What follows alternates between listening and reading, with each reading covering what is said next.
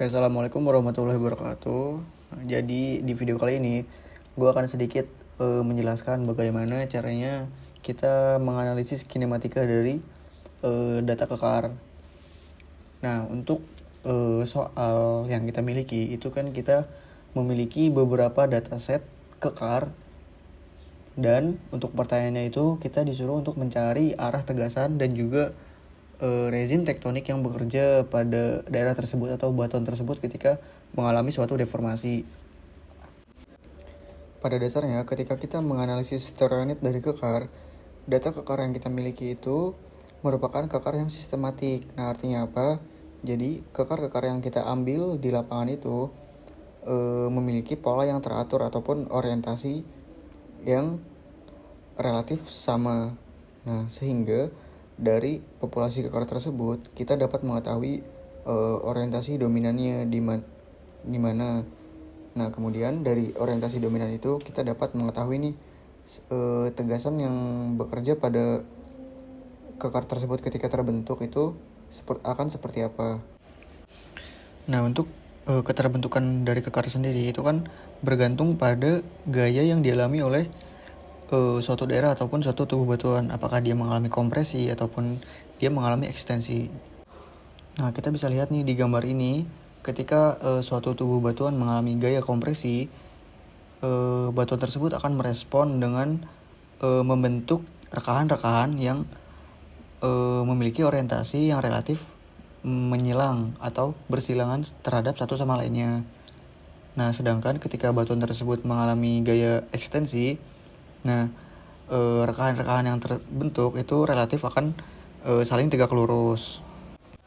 Biasanya dalam mengolah data stereonet untuk kekar sendiri kita membutuhkan minimal sebanyak 20 pasang data kekar. Nah, kenapa 20? Sebenarnya dari gue sendiri belum nemu atau belum tahu sumber literaturnya, tapi berdasarkan praktikum sebelumnya dan juga pengalaman di lapangan dari gue sendiri itu biasanya mengukur minimal sebanyak 20 pasang kekar. Nah, tapi pada intinya semakin banyak data kekar yang kita miliki itu akan semakin bagus, karena dari populasi kekar tersebut kan kita akan menghasilkan dua arah orientasi yang dominan, sehingga bisa menentukan nih tegasan yang bekerja pada batuan tersebut. Nah, balik ke soal, di sini kan kita memiliki sebanyak 6 data kekar, dan juga untuk pertanyaan itu kan kita disuruh untuk menentukan arah tegasan dan juga rezim tektonik yang bekerja pada kekar tersebut.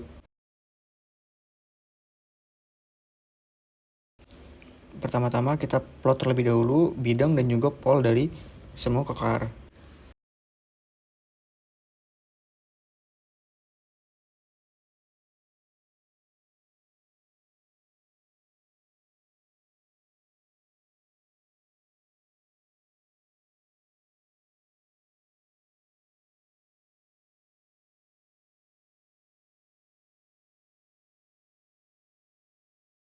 Setelah itu kita masukkan pol yang kita buat tadi ke dalam stereonet Carlsbad. Nah, kemudian kita akan membuat segi 6 yang di dalamnya itu terdapat suatu pol. Nah, untuk awal-awal mungkin kita akan kebingungan nih gimana caranya kita membuat segi 6 tersebut. Nah, tapi ada cara kita untuk mempermudah membuat segi 6 tersebut. Nah, caranya itu kita bisa melihat di si Carlsbad ini kan dia terdiri dari segitiga kecil kan. Nah, dari segitiga tersebut kita membayangkan misalkan nih suatu pol itu berada dalam satu segitiga. Nah, si satu segitiga ini itu kan otomatis akan termasuk ke dalam 3 segi 6. Nah, yang mana misalkan nih gue gambarkan segitiga yang ini. Nah, misalkan di dalam segitiga ini tuh ada polnya kan. Nah, jadi untuk pol yang ini akan merepresentasikan 3 segi 6 kurang lebih. Nah, berarti segi 6 yang mana aja? Berarti segi 6 yang ini, mengacu pada segitiga kecil yang tadi. Nah, tapi gimana nih kalau misalkan si pol tersebut berada tepat dalam garis. Nah, kalau misalkan polnya itu dalam berada dalam garis, kita bisa asumsikan bahwa si pol tersebut berada dalam dua segitiga, sehingga kita bisa nih buat segi 6 yang lainnya. Jadi pol yang ini tuh dia akan berada dalam 4 segi 6.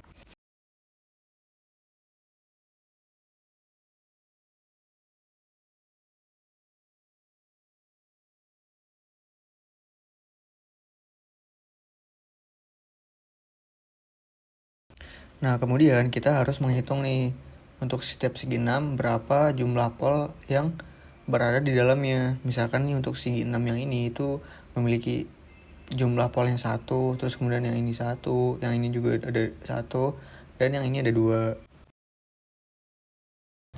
Selanjutnya kita lakukan contouring berdasarkan jumlah atau nilai pol yang tadi kita tentukan. Nah, caranya sama seperti biasa, contouring biasa.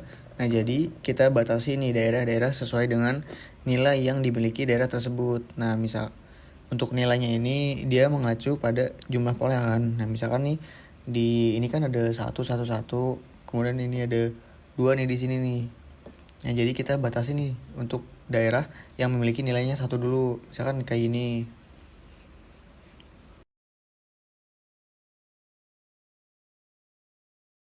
Nah, kemudian untuk yang duanya kayak gini. Nah, dari contouring tersebut kita dapat menentukan daerah mana nih sebagai pol dari orientasi yang paling dominan. Misalkan nih di daerah ini kan dia memiliki contouring yang nilainya tuh paling tinggi kan. Berarti ini akan menjadi pol dari bidang kekar yang menjadi orientasi yang paling dominannya.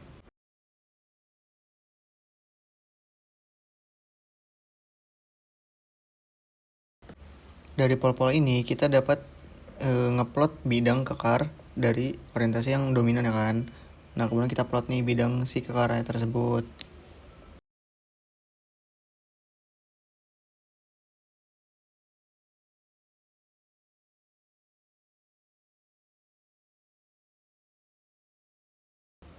Nah, setelah itu dari perpotongan kedua bidang kekar ini, itu yang menjadi perpotongan kedua bidang kekar itu akan menjadi sigma 2.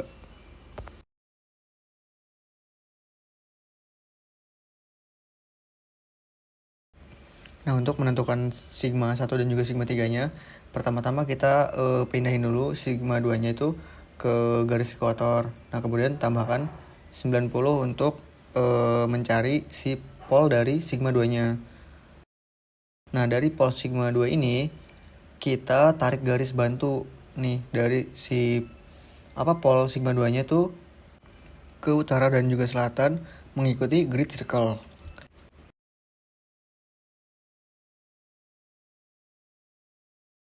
Nah, selanjutnya untuk mencari sigma 1 dan juga sigma 3-nya itu, pertama kita hitung dulu nih jarak antara kedua bidang kekarnya mengikuti grid circle dari pol sigma 2. Nah, misalkan di sini tuh kan jaraknya itu kan 102 derajat kan. Nah, jadi nanti di titik tengah kedua bidang kekar tersebut akan menjadi sigma. Sigmanya itu sigma 1 atau sigma 3 itu tergantung berapa besar jaraknya itu. Nah, jadi kalau misalkan jaraknya itu lebih dari 90 derajat, maka titik yang menjadi titik tengah antara kedua bidang tadi itu akan menjadi sigma 3.